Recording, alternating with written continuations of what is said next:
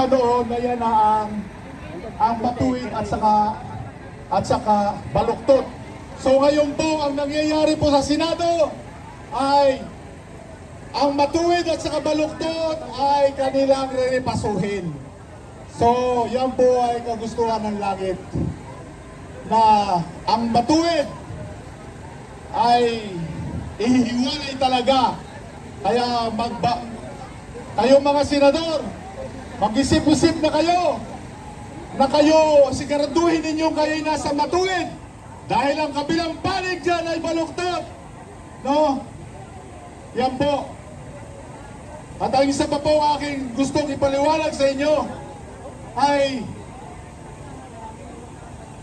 tayo ay mga Kristiyano.